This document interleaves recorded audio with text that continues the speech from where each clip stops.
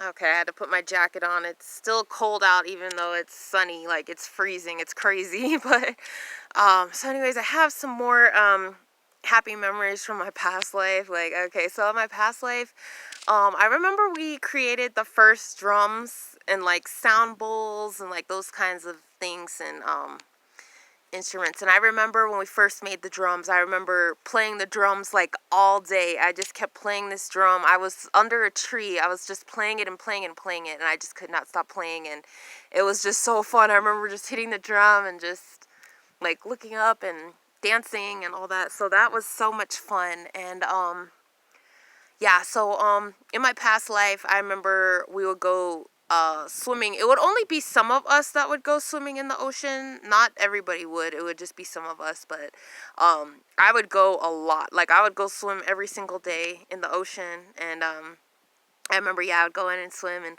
I don't know whether I wore something while I swam, but I remember this one specific day. And this day was also shown to me. The aliens also had shown me this memory, and I had remembered it. Once they had shown me, it's like, oh, damn, I remember that completely. So I was swimming, and then I remember, I don't know if I had gotten caught in a whirlpool. I was either caught in a whirlpool or I was in a dress, and my dress had got caught into something in the water.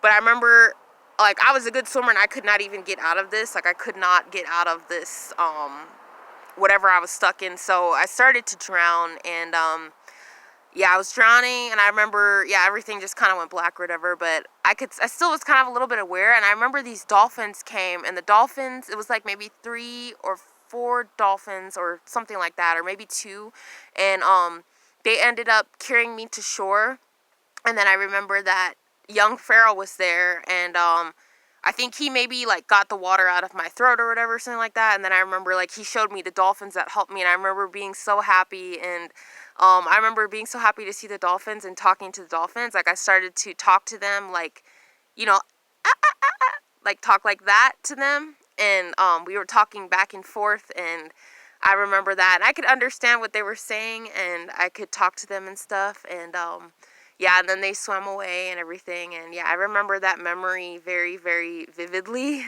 Yeah, so I would swim with the dolphins, and I remember that when we started to go through famine, we started to have a food shortage, and during this food shortage, like, we had to like figure out how to get food and everything, and like everything was hard, so I had to go. I remember going in the water, and I remember like gathering a bunch of clams, like going underwater and gathering them and coming out with them, and then we ate that, like we cooked them over the fire or something like that. I remember that because we were like out of food, like we didn't have any food. Basically, like, we were going through end times, like an end time situation, and that's when we had also our tribe being attacked by the reptilians and everything, and yeah, so that's what was happening. And I remember yeah, I remember being so hungry. I remember being just so hungry, and somehow I had asked somebody in the tribe. I said, oh my god, can I get food somehow? And they found a way to get me some millet. Millet is like that yellow grain, like we had that, but what we would do is we knew how to prepare these grains. Like, we would soak it. We had to soak the millet for like 2 to 3 days in water before you could even eat it. Like, even if we were starving, we would not eat the millet unless it was properly prepared. Like, we would not. So yeah, I remember that. I remember we were so hungry, and yeah, we were definitely going through like end times with the weather. I don't remember the weather getting crazy. I don't remember if anything happened with the ocean. I don't know if there was some kind of natural disasters. I think the weather maybe did get crazy, but it's nothing like today, like how it is today. Like, we didn't have, like, tornadoes or hurricanes or any of that. I just remember the most that we would get was we would get some rain. It would sometimes get windy, but it wouldn't be like crazy windy or anything like that. We didn't get any snow because we were in the desert. When it rained, it would only rain maybe sometimes. Yeah, so when it rained, we would go into our huts, and we would stay in the hut and have to stay inside until the rain stopped, and just, chilling, just like typical rainy day type of thing. And yeah, that's how we lived. I remember we didn't take any vitamins or anything. For iron, I think we took like pieces of iron, and then we cooked that with food or added it to water or something like that to get those minerals. And like we had like copper and gold, and like we knew like what minerals to take and like what to eat and all that stuff, like just all knowledge that we don't have today anymore. Like we had like that kind of knowledge. And yeah, we had different kinds of like jewelry made from copper and different kinds of things.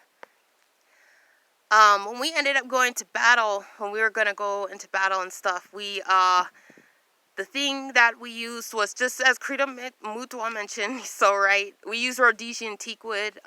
So we had to use these wood spears, and it's a special kind of wood. And yeah, it's called Rhodesian teak wood. That's what we were using in spears, and that's how we fought the reptilians. And whatever it is, something with it, whatever it does, it kills them or something like that. So when we were in these battles, when we were going through the war and the battle with the reptilians, the one thing to know and to also know, never look them in the eyes. Don't ever look them in the eyes. That was one thing that we could not do. Once you look them in the eyes, they have full control of you. When you're in the battle, if you look at them in the eyes, your body's gonna freeze.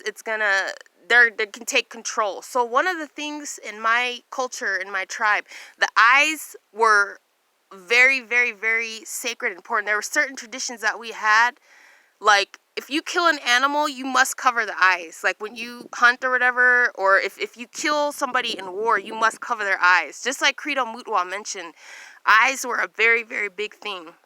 And eyes, we knew what the eyes could do. We knew that the eyes were the mirror to the soul. We knew all of this. So eyes were very, very, like we were very cautious with things with the eyes. And we knew what with the eyes, we knew to be careful looking into certain people's eyes.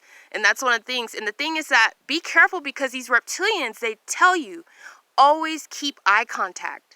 The thing is, most of these things that you're being taught and being told, do the complete opposite. Because everything you're being told things that are going to harm you, and that are everything set into place in the system is all set into reptilian control. It's all set for reptilians to have an advantage, and everything you're being taught is incorrect. So yes, don't ever give them eye contact. So during this battle, when we would fight, they also have a third eye on their eye as well. So you also have to be aware of that. And their eyes turn yellow. And they have a yellow third eye, and their eyes turn yellow and stuff. And you're going to see, there's things that you'll see that you just are going to just be like, wow. You know, you see what people really, you're going to see one day what people really look like. And that's what the aliens had told me. They said that pretty much everything is a video game, and that right now you can't see how everybody looks, but once the veil's uncovered, you're going to see basically 80% of people are reptilians. That's what you're going to see, and you're going to just see it, and you're going to be like, wow, you know. So yeah, so that was how we fought. So when we fought, we had to be very wary of not looking them in their eyes. And yeah, that is definitely part of our tradition and culture of that, is yeah, being careful with the eyes and what eyes you look into. So yeah, so it was very nice to look at what Credo Mutwa said, everything he said, because it just was like, wow. I remembered everything. It was like, oh my goodness, like, so that was pretty cool. So yeah, I'm gonna go ahead and share some more videos with you guys soon, and share some more of my past life, and share everything I can, more of the abductions that I've gone through. And I wanted to thank you guys so much. Thank you guys so much for listening to me and listening to my stories. Thank you for not judging me, because this is very hard for me to come out with these stories. Like, it's very, very emotional. It's very, very private. It's very, very hard, the things that happen to me. It's also very humiliating, the things that have been done to me, but I know that I have to do this, and it has really touched me to hear that other people have also had like similar experiences, or similar like abduction experiences. So thank you guys so much. Like, I really appreciate that. I appreciate that a lot. It helps me to not feel alone, and my goal is to also help other people not feel alone. That if you've been abducted, don't be ashamed. Like, don't be like I was for years. I've stayed silent about this for years and years and years, and I finally just said, you know what? Enough is enough. I'm being gang stalked. I'm sick of it. I'm going to start talking about these things that have been done to me. And if this is the way that I have to get justice, is by, you know, I'm gonna just expose the truth. And it's like, I'm gonna fight, and I'm gonna keep fighting. And, you know, I think everybody should. And you know, thank you guys so much. I really, really appreciate it. Thank you. And I hope you guys have a great day, and I'll come to you with some more videos soon.